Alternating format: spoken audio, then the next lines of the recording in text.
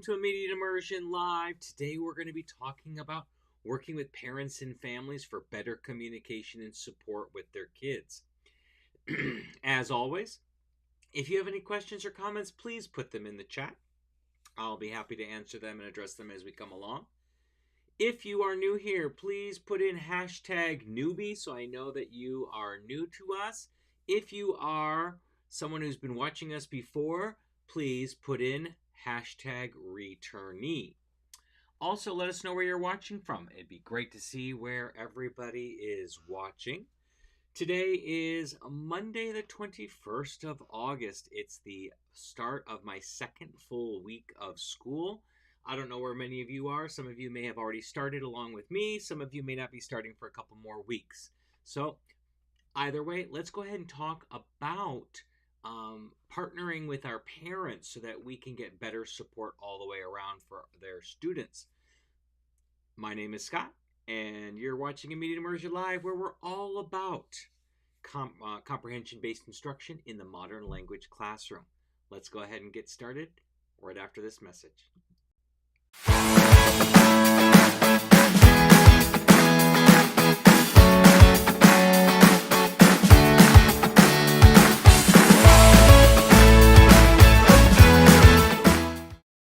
And welcome back. We have got about 5 different topics I want to address today with talking about partnering with our parents. And we've got Jody back. Welcome back, Joanne. It's nice to see you here.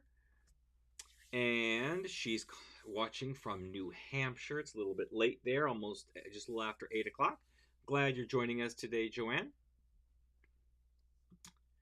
So let's go ahead and talk about the importance of parent-teacher communication. So first of all, you want to foster an open line of communication that allows parents to be aware of not only their academic, but their social and behavior progress as well.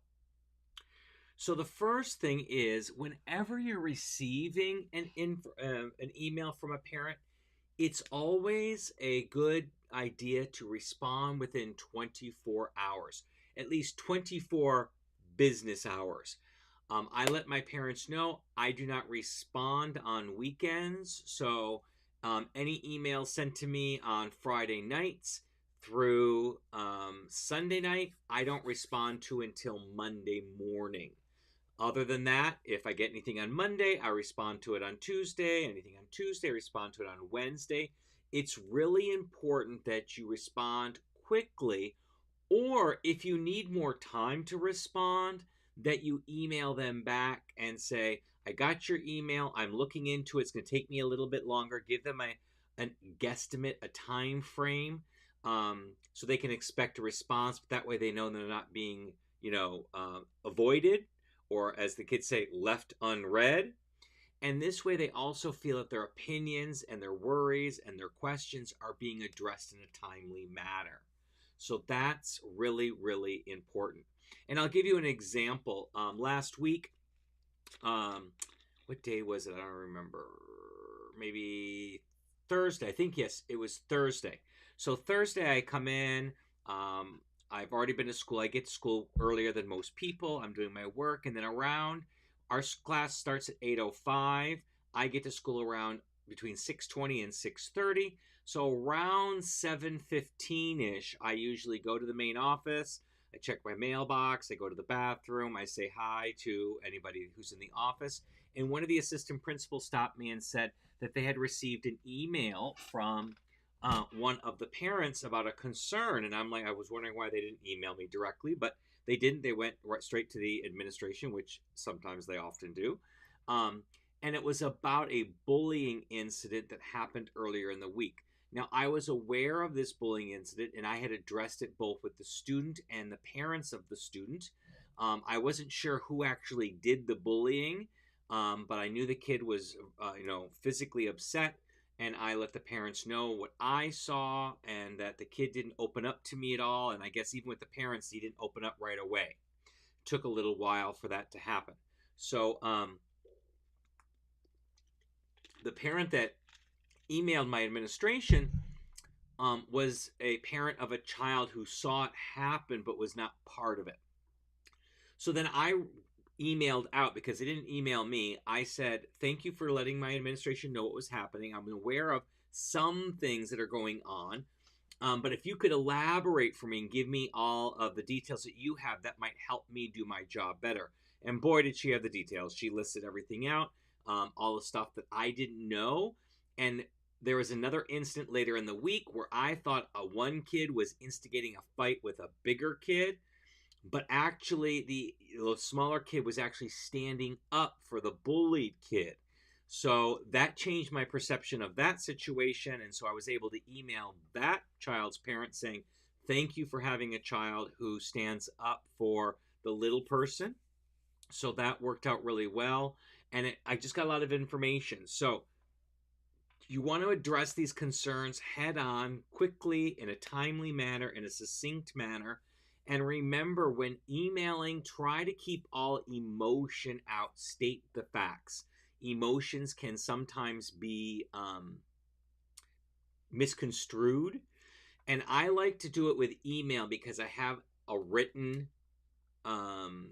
document of what transpired. So nobody can say, he said, she said. We have the actual documents there. And I know that sometimes tone can be misinterpreted through email. So I do judiciously use emojis to kind of let them know the tone that I'm trying to portray. So it doesn't look like I'm coming too harsh or condescending or anything like that. Really, you've got to do. That's the whole reason why emojis were invented, so that we could convey tone through text. Another thing, and I let my parents know on back to school night, are regular updates. So I let my parents know that I will email them every Sunday at 6 p.m. So I schedule this in my learning management system, and I do that on Fridays. So I usually give, what did we do this week? What did the kids turn in this week? What are we doing next week? And what will the kids need to be turned in next week? And if we had any fun or memorable moments from a class, I'll also put that in there as well. So I send out one of these emails per level that I teach. So I have 4 preps, so I send 4 emails out. I copy and paste most of the information and just change what needs to be changed to save time. And I send it to all the parents of each prep period that I do. So I let them know it comes out on Sunday at 6 p.m. I don't want it to come out on Friday, even though I write it then, because Friday to Monday is a long span of time, and any kind of information might not be remembered. So I don't want to interrupt their weekend, so I usually will send out that on 6 o'clock on Sunday, so it's close enough to Monday to keep it, front of mind. I also let them know that I will make contact the day of an incident that happens. So if there's some kind of incident that happens, then I will make sure that I send out a email regarding that as soon as possible. So usually at the end of the day, then I'll write that, unless I have a prep. If it happens first thing in the morning, I can do it on my prep, which is second period, so around 9 o'clock in the morning. Otherwise, it doesn't get done till after school. What I don't tell them is specific information about their child's progress, unless there's an issue. So this actually it was Sunday when I was looking. I don't normally, but I knew I had tons of work to do Monday when I came in today, that I wanted to get a little bit of a head start. So I started on Sunday night looking at the work that was turned into the week. So my kids had to do a quick write that week, a reflection that week, and do a flip.com assignment that week. And I noticed only one of all my 150 some students that I have didn't do all 3 activities, and 2 out of the 3 were in-class activities. So I made sure I sent an email home right away, letting them know that, I noticed it's the first week of school and we had 3 assignments, and none of the assignments were completed by your child. So that's the only kind of progress I do. Otherwise, I just let the school handle it with the grades, because we send out, we're on trimesters, so report cards come out every 12 to 13 weeks, and then progress reports come out every 6 weeks. So the school lets all the parents know about that, and they have 24/7 access to our learning management system, so they can use all of that as they need. And then I let them know also that before school even started, sorry, my dog is going crazy. I don't know if there's someone at the door or what. But before school even started, I introduced who I was. I gave them some basic information about my class and what to expect, and set the tone that I wanted to work together as a partnership between my parents, my families, and myself to achieve both the academic, social, and behavioral goals for each of their students. And then also doing that sets kind of like the emotional support. I'm letting them know that, I'm here, I'm responsive, please engage with me if you have any questions or concerns, and that we are all in this together, that I care about your child as a person, not just as a student, and we need to be a team going forward so that we can ensure the success of the student. So those are the importance of communication and how I like to set out my communication. And it has changed, because when I started teaching, I didn't send out regular information. I know a lot of teachers send out, monthly newsletters, and I thought, oh, that's just not going to be me. But last year, something said, why don't I try this? So I sent out the email before school started, both to parents and to my students. And I kept up my Sunday emails every week for the entire school year. And the relationship was just a little bit, it wasn't like I've ever had a bad relationship with parents, but it just seemed like it was a easier street, kind of like between a dirt road and a paved road. And I got lots of less questions about things. So parents wouldn't be sending me, so where's my student at? Or what are my students got to do? None of that stuff. Those kind of questions was I getting, because I was giving regular updates. So that little bit of a change in my communication helped a lot with communication overall with parents. So we didn't have a lot of back and forth. I sent out my things, and I only got maybe a handful of emails about things that would be included in my updates. So it saved me a lot of time, even though you think writing these emails out will take a lot of time and take time out of your day. It actually saved time overall, because I was sending out one email to a mass of parents instead of receiving a massive emails from parents that I had to respond to on an individual basis, if that makes sense. Next, I want to talk about tools for communication. So we've got lots of different tools at our disposal nowadays. I will tell you that of all the different platforms, we have email, we have text messaging, we have phone calls, we have in-person meetings, and something I'll talk about in a moment, we do also, we send out postcards, personalized postcards to our students. Our goal is to send 2 to every student by the end of the year in our classes. So that's our goal each time. But of those platforms to communicate, the one I cannot stand, that if I can avoid it at all costs, I do, is the phone call. Now, it could be, for many years, I worked in a call center for an airline, and before that for AT&T, and I cannot, even in my personal life, I am not one to be on the phone. I don't like the phone. So I avoid it at all costs, if possible. But you also have to take into account parent preferences. Some parents don't have access to email, or at least don't check it regularly. Some don't have cell phones for texting. So the phone call might be the only option you have.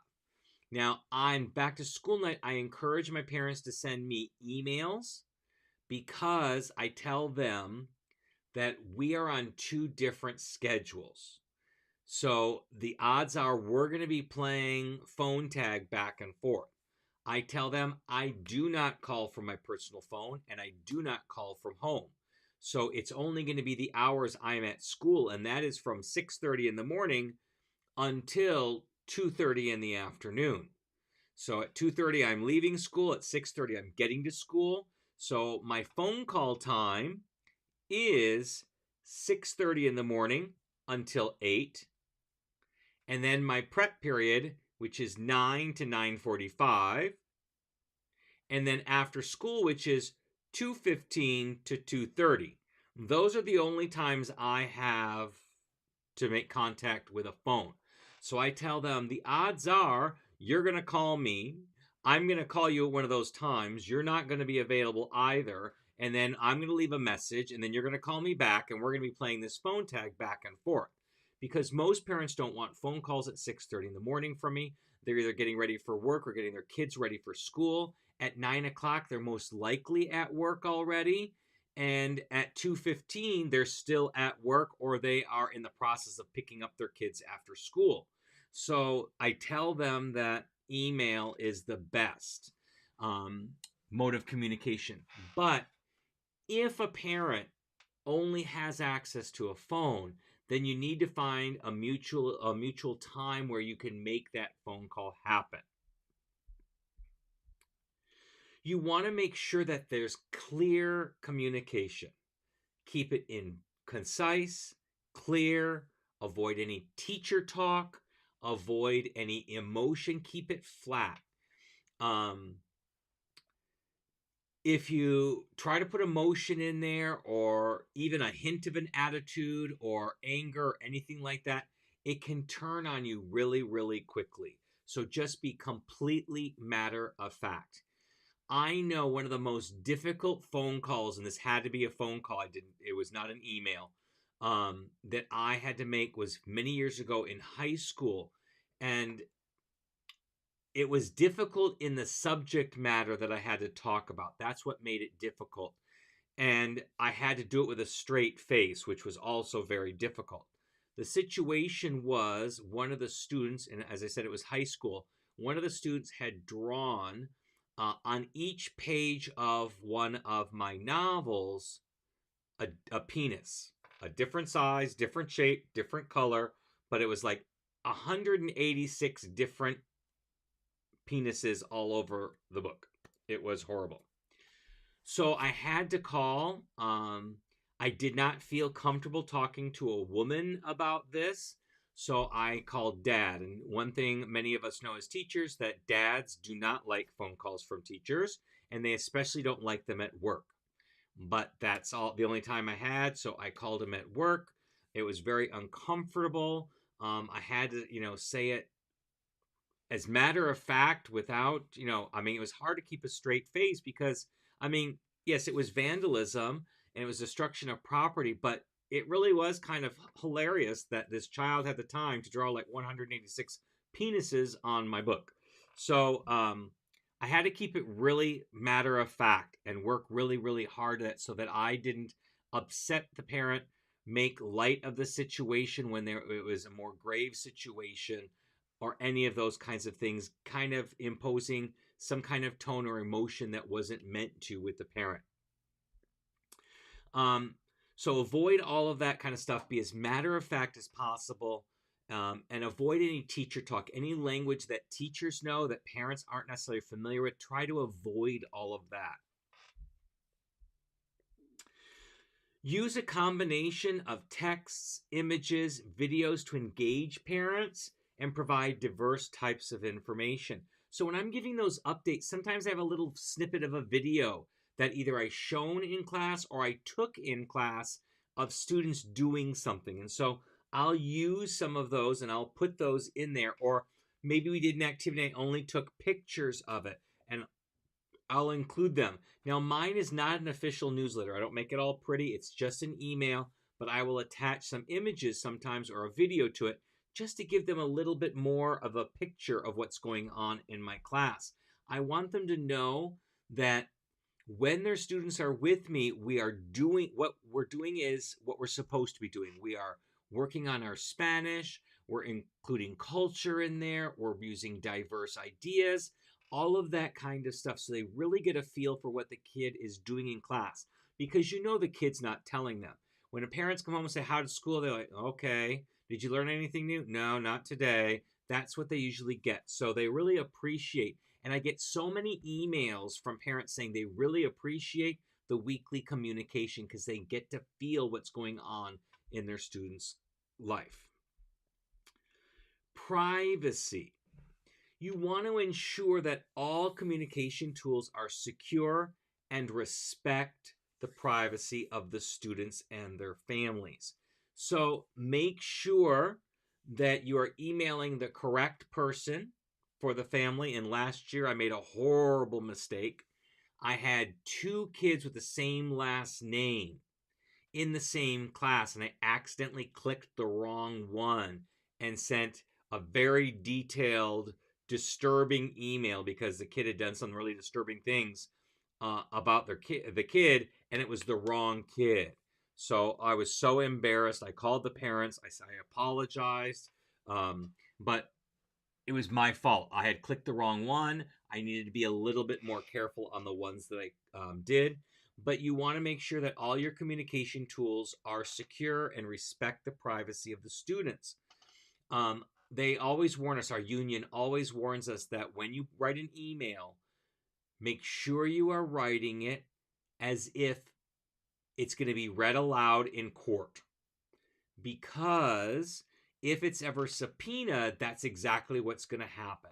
So you want to make sure that the information that you're providing maintains the adequate privacy of the situation, as well as just states the facts with no emotion.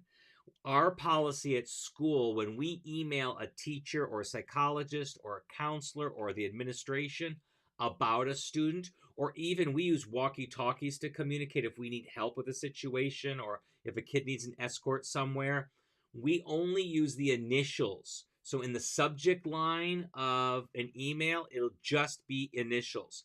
In the appointment, like if there's an IEP or 504 meeting, in the calendar, it'll only have the student's initials.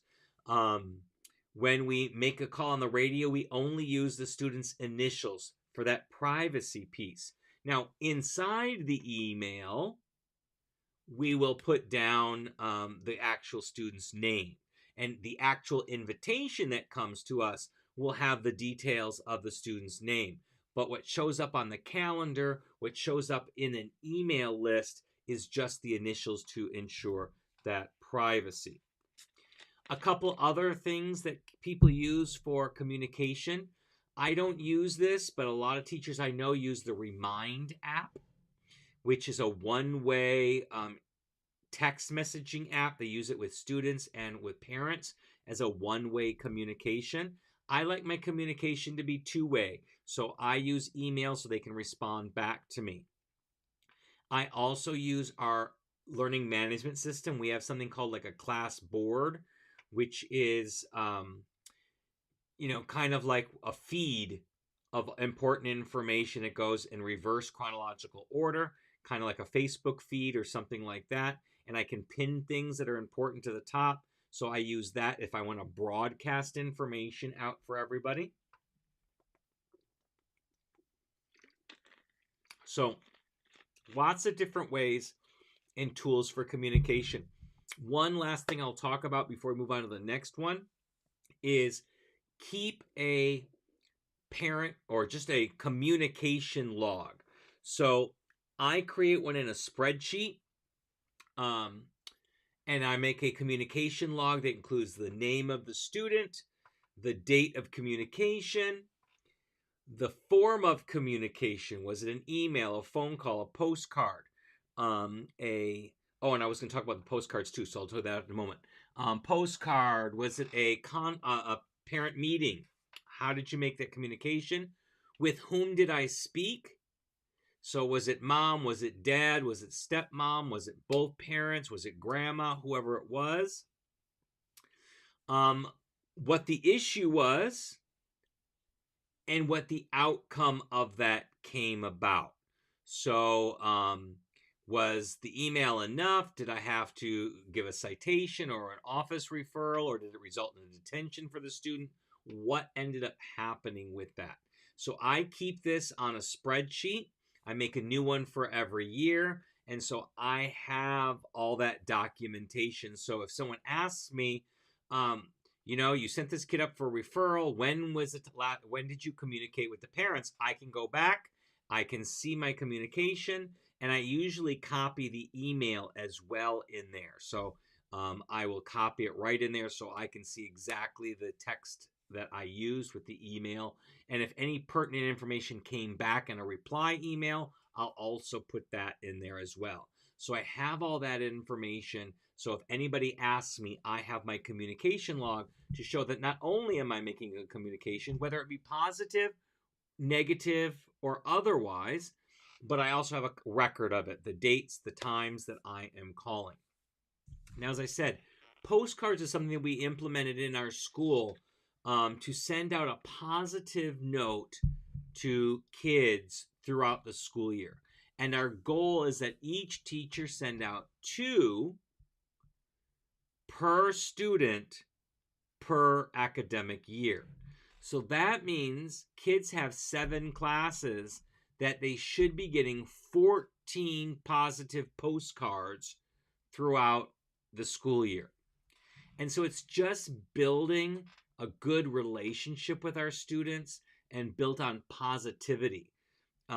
We are self-designated a kindness campus, and so that's one of our big themes throughout our year, that we're always promoting kindness to one another, and this is one way that we're doing it, and it worked out really well. We started it last year. They provide us the postcards, we write them, and they also have the sticky labels on them. So it helps me. I get 2 sets of sticky labels, so I know when I have sent out a postcard for a kid, because the sticky label will be missing.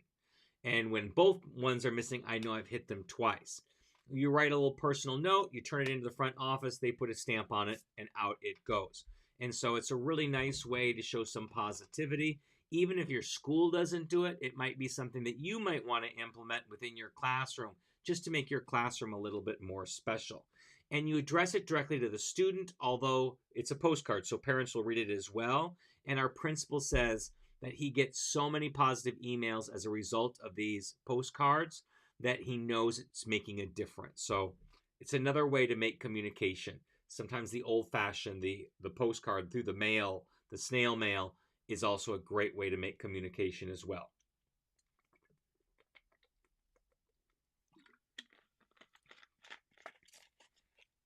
Okay, let's move on to parent engagement. So we want to involve the parents in the academic success of the students. So I want to make sure it's a two-way street. I don't want to just let broadcast emails out.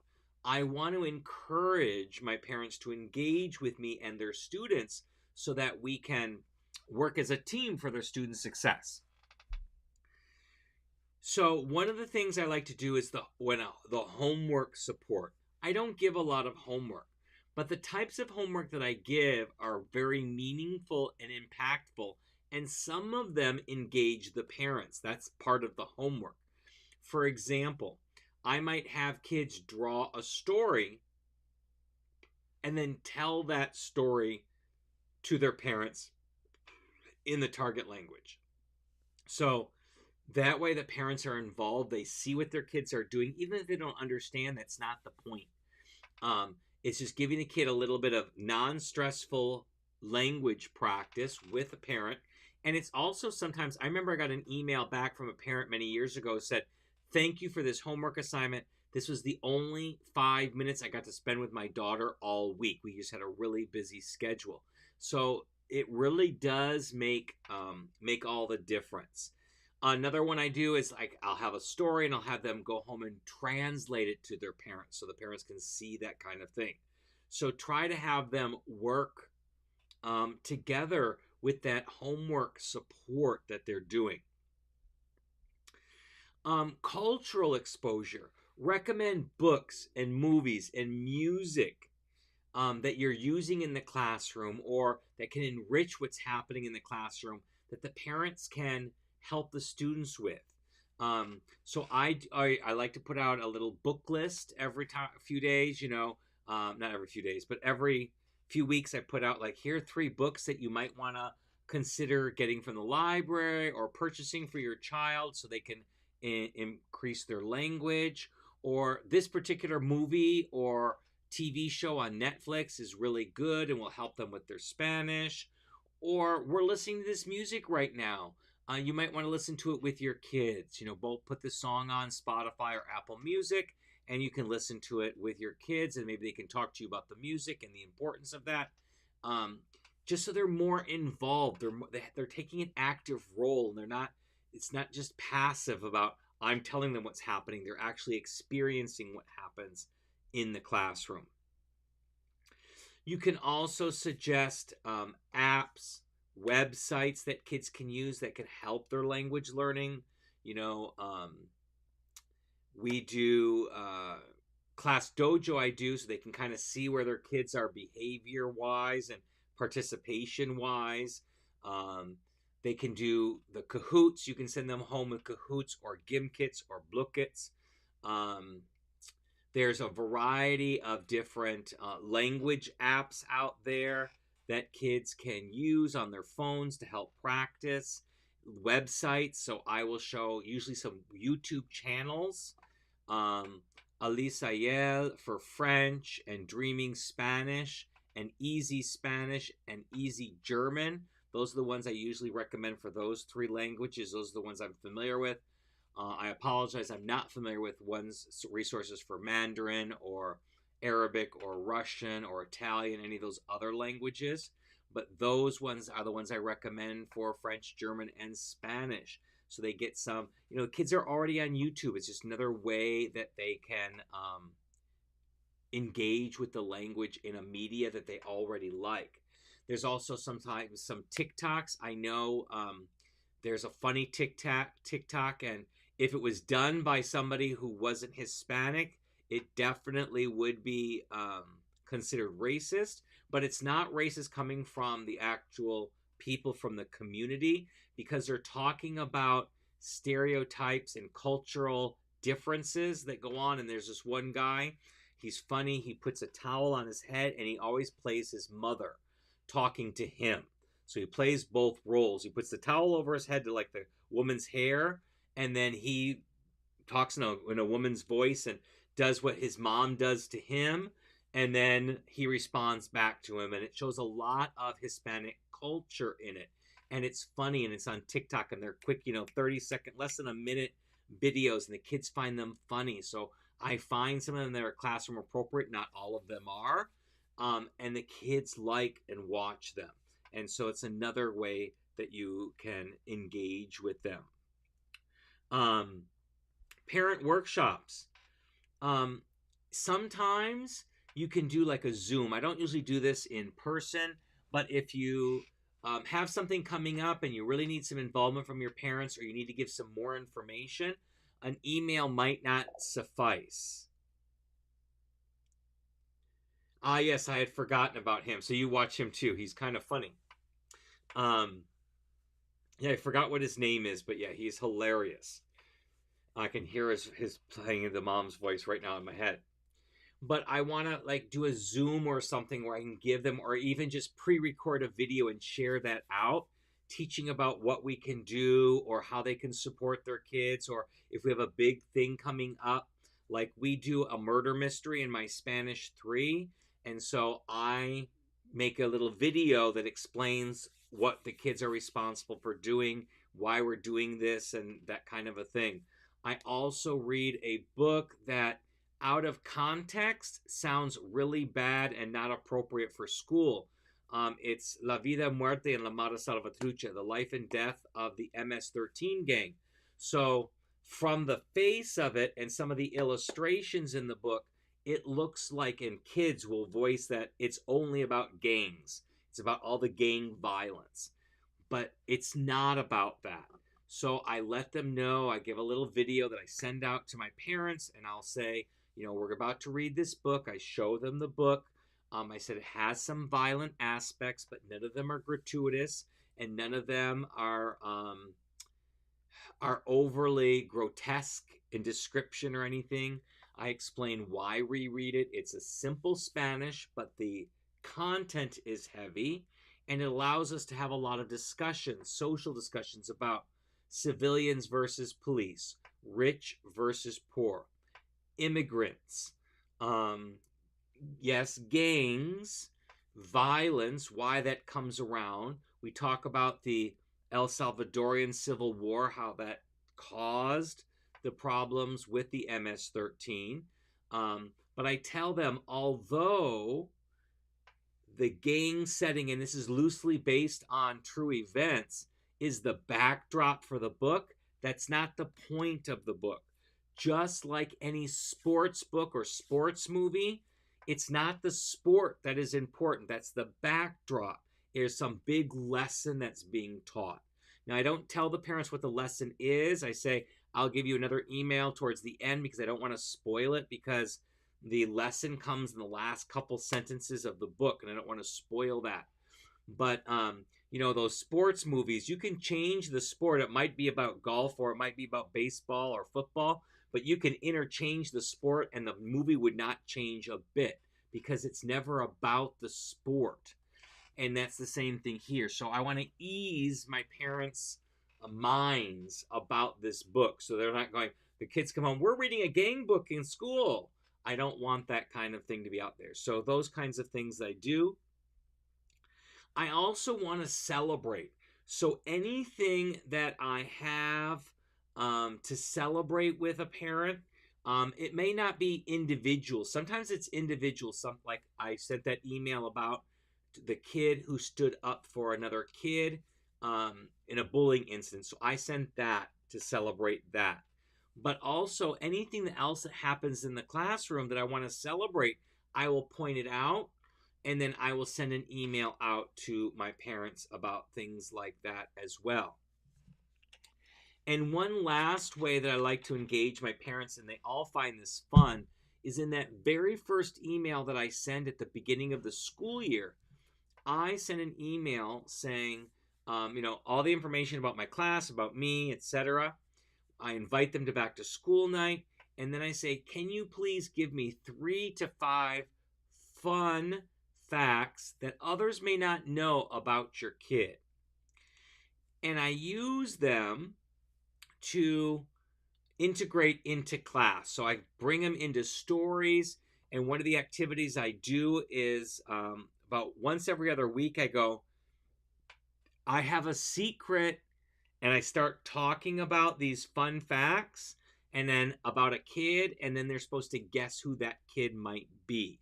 I tell them, if it's you, you can't open your mouth, but everybody else can try to guess what it is. And we talk about this in the target language, and it's a fun way to engage them.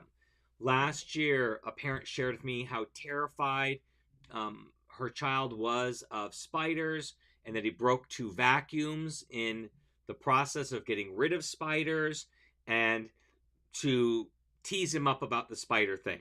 So we worked on that all year, and we had fun. It kept coming up as class jokes, as class culture, and it really, really worked well. Today I found out one of my students, his name is in the credits of Toy Story 3. And I'm like, how is that? Was he part of that in some way? And she said, not exactly. What happens is his dad worked for, I think it was DreamWorks. No, it's Pixar. He worked for Pixar at the time as a chef for Pixar. And so Pixar had a tradition. If a child was born during the production of one of their movies, then in a section called Production Babies, those children's names would be listed. So one of my students is listed in the credits of Toy Story 3. So I thought that was really interesting, and I'm going to find some kind of way to integrate that somehow into class. But after I do the I have a secret, because I think that one's a really good one to do as a secret, because that's a really fun fact, and it's a fun thing that kids would really appreciate knowing about their fellow classmates. So that's another way to get parents engaged, to have them give you information that you can use in class, in your stories, in your conversations with students, so to make it a little bit more personalized and a little bit more fun.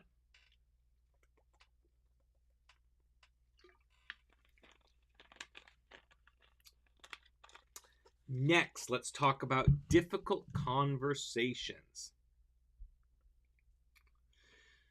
So, whenever you have to have a difficult conversation with a parent, you're sending home an email about some kind of behavior, you want to always approach these conversations with the understanding and compassion, and realize that the parent is the ultimate advocate for their child. And so any emotions that they give aren't directed towards you, even though they are, but they aren't. They are in defense of their child. So we have to step back and not take them so personally. And we need to have empathy for the situation. We don't know what's going on at home. There could be, a single parent who's struggling with 2 jobs, trying to make ends meet with 4 kids, and is really having a difficult time. It could be they have a sick family member. I know one of my students last Friday was talking about his uncle was in a coma, and he passed later that evening. So we don't know what's going on in their lives, the difficulties that they're facing. We have quite a few transient students, meaning they don't have a permanent home. Some are living in hotels, some are living in shelters, some are living with family members, but they're being shipped from family member to family member. So we don't know what's going on. So always come from the angle of being empathetic and understanding, and with an open ear. So I told you about my kid who didn't do his homework. So I explained, what was missing, what was the expectation, where the instructions were for all the assignments. And I asked the parents, is there something I should know about this student? Because obviously they've been living with him for a while. He's an 8th grader, so he's had 2 other years at our school. So it's not like he's a 6th grader and he's brand new to what's going on. He should know. So, and I didn't see any notes in, we have notes in our student information system about students. If they have medical issues, if they have ADHD, if they have autism, any of those kinds of things, they'll be noted in there if they're on a 504 or an IEP. And so before I made any accusations or said, what was the kid doing for 10 minutes when we were doing our quick write? What was he doing during that time? I didn't make it accusatory. I said, is there anything I should know? And the mom responded back saying, yes, he's got ADHD, he's got ODD, and he's on the autism spectrum. Well, I'm like, whoa. I'm like, okay, I'm sorry, I haven't had a chance to read his IEP or 504. Now, I had read all my IEPs and 504s, and I didn't remember anything about him. I couldn't check his IEP or 504 from home because they're on our attendance, and it was a weekend, so attendance isn't live until it's only live on Monday through Friday. So I couldn't go in and see it. But she responded that he didn't have an IEP or 504. He was recently diagnosed last January, and they hadn't come up with an IEP or 504 just yet. So I was saved there for not knowing what was going on. There wasn't any information. But I got this information because I asked for it. And now, even though there isn't an IEP or a 504, I have the information that arms me with how to handle this kid in the future. I came into school today and I reached out to our psychologist with the information, asking for suggestions that I can help him with in the meantime, on top of what I already knew to kind of do frequent check-ins with them and stuff like that. So, but coming from that angle of empathy, instead of butting heads with the parents, we became a team working together for the success of their students.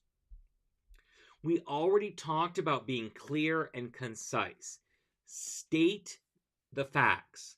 Don't blame, don't criticize, just state the facts. Because that way, there's no dispute in the facts. If you interpret something wrong, or you come across condescending, or blaming, or criticizing, that's going to set the emotions in a negative way. And I remember someone always said that whenever you send out an email, you want to leave the person better off than before they had read the email. And so I'm always trying that as much as possible. So clear and concise with no emotion, just state the facts. Remember, it could be read in open court, and you don't want anything that could be misconstrued to be read in open court. You want to have active listening. So ensure that you're actually listening to the parents' perspectives and addressing their concerns. Don't just skim over it. Repeat back. This is what I'm hearing from you, and rephrasing it, making sure that that they understand and that you understand what they're trying to say. So there are no misgivings, there are no misinterpretations. And actually address their concerns. If it's something that's not in your wheelhouse, tell them you will either get help to figure out the situation, like I did with the psychologist today, or that you'll move it up the chain to the appropriate person so they know that their issue, their concern is being addressed. That's what parents want. They don't think that you have all of the answers, but they want to know that that their concerns are being addressed. You also want to be solution oriented. Focus on finding solutions and working together rather than solely on the problem. So by my asking, is there anything that I need to know? That was time I'm looking for some kind of a solution. Then when they sent back their information, I sent back another email saying, what do you do at home to get him to do his chores and his tasks at home? What works? What has worked in the past with schoolwork? So that we're working, I'm done with the problem. We already stated he didn't do his work all week.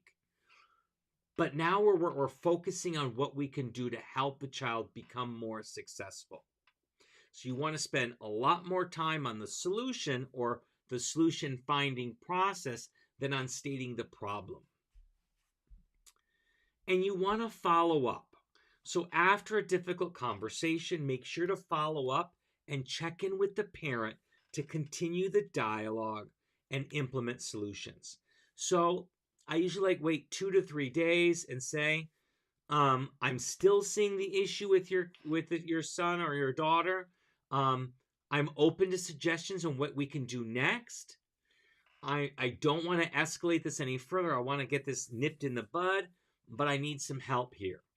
Or what we did worked. Your son or your daughter is showing up to class on time now. We're not having those issues. Thank you for your assistance. So the parents get some feedback. Either the problem is continuing, the problem is slowly diminishing, the problem could be escalating, or it's been quashed. They have solved their own problem. So those are the best ways to handle the difficult conversations. Again, I like to have these in email so there is a permanent record of what went on. That's really important for me, is to have this written record. So if anything or anybody were to question anything, this is that. Phone calls, people can say he said, she said, and there's no evidence. And at least in my state, it's illegal to record a conversation unless all parties agree. And so as soon as you say you're going to record it, that sets people off in a negative way, even though it's not meant to be confrontational. It's always taken as a confrontation. So I just don't do it. Emails are the best way for me. If I have to follow phone call, then so be it. But I usually then will, if I have to a follow-up phone call, or if I have to do a phone call for whatever reason, I will type up the notes of what my understanding of the phone call went, and then I will send them to the parents saying, just want to make sure these are the things that we discussed. Is this your recollection as well? Kind of thing. So again, that there's a written documentation. Document, document, document, CYB at all times. Cover your butt. The last thing I want to talk about today are parent conferences. I teach in a middle school and I taught in high school where conferences are usually either initiated by the teacher or by the parent, but they're not like elementary conferences where all kids get a conference. So kids who don't have behavior or academic issues never have parent conferences in middle school or high school.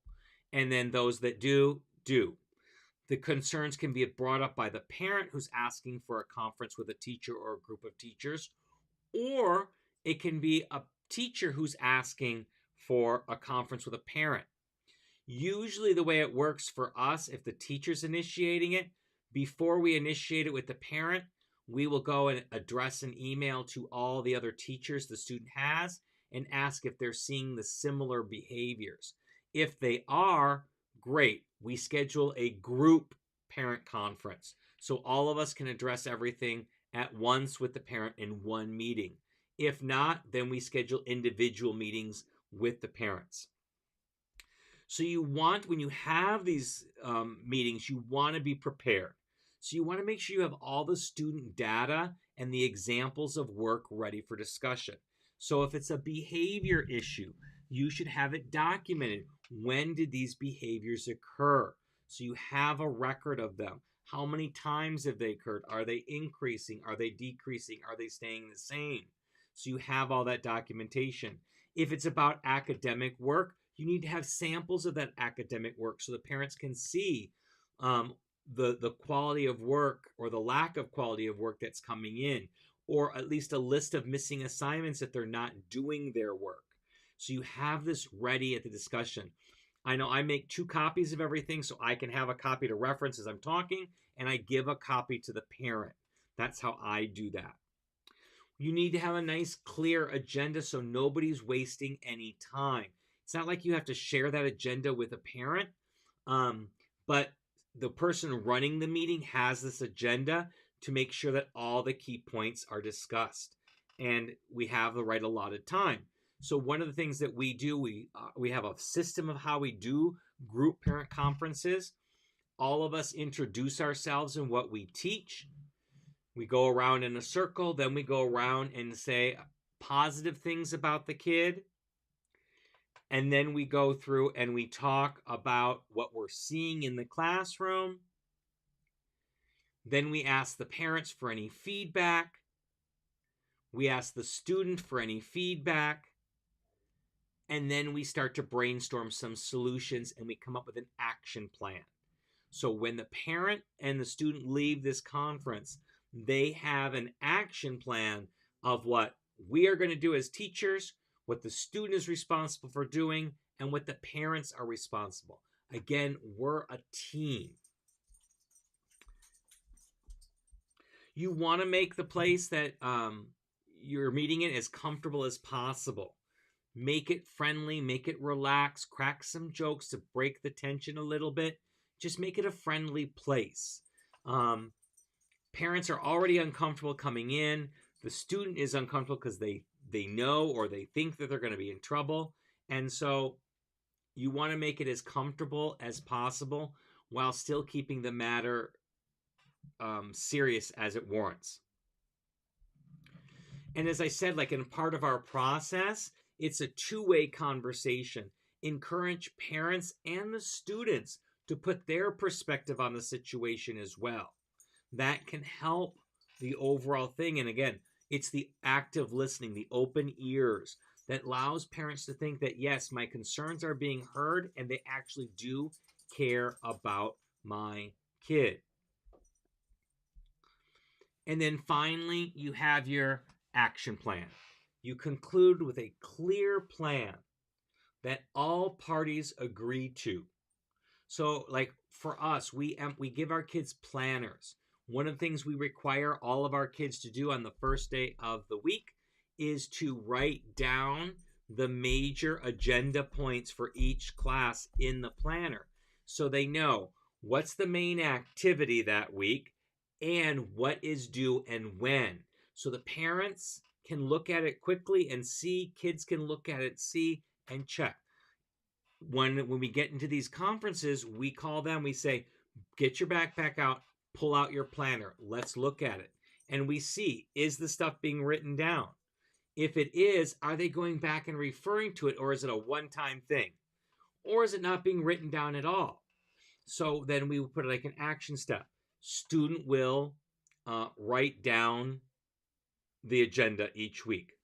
Teacher will check that the agenda has been written down by student. Parents will ask on Monday after school to look at the planner and then go over all the information with the kid. So we all agree to these steps. So there's a clear plan of what to do so that we can have a follow-up, either in-person meeting, again, if it's needed, or more likely a follow-up email saying, okay, we're seeing the behavior improve. We haven't seen the behavior change. Are we all doing the steps that we're supposed to be doing? What needs to be tweaked to, again, promote the success of our students? So that's all the information that I have about partnering with parents. That partnership is so very important to allow for the best success possible for each and every student. If you don't have parent support, then you're very likely not going to be able to reach that student as effectively as if you did. So you do everything in your power to get that support to happen. And here I've given you 5 ways in which to handle certain situations, ways to communicate to make the best chances for success for each and every student. Does anybody have any questions? While you're thinking about that, please, if you found this valuable, like and subscribe to the channel. Share this video with other teachers who might find it useful to get the message out. It really does help us. We're so close to our first 1,000 subscribers. I think this is my 53rd. Nope, it's actually my 54th episode since I started actively promoting my YouTube channel. So I'm really excited to get to that 1,000 mark. Also, next week, we are going to be talking about maintaining or taming the classroom chaos. That is our subject for next week. And be on the lookout. I haven't put it out just yet, but we got a couple things coming up. We have got our Assessment Academy coming out.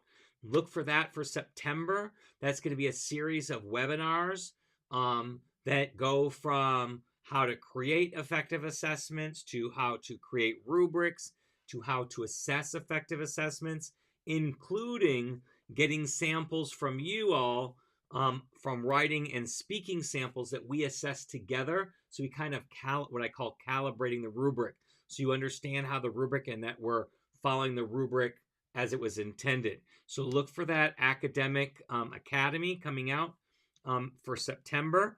Also, we just opened up this past week our Comprehended 2024 conference. So registration is now open and you can register. We are on our super early bird. Let me put the link in here. We're on super early bird pricing right now.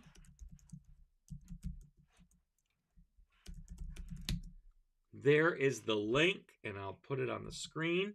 Comprehended.co/register. The 3-month pass starts at $79. We got 3-month, 6-month, 9 months, and 12 months. So if you're interested, You want to register now before the price goes up. The super early bird pricing goes through August 31st. The conference starts, I believe it's February 17th. It's that Saturday, the closest Saturday to that date. I think it's the 17th. And we're extending it slightly. We're going to June 2nd. So we extended it all the way through May. But that's when we are actively working with the conference. Depending on your pass, you will either have 3, 6, 9, or 12 months access to the conference. So if you have any questions about this, about today's talk, please let me know in the comments. If you are watching it on a replay, you can also put your questions in the comments. I check back and I'll answer them as they come along. If there aren't any other questions or comments, we'll go ahead and end for today, and I hope to see you all next week. Same time, same channel. Have a great week, everybody.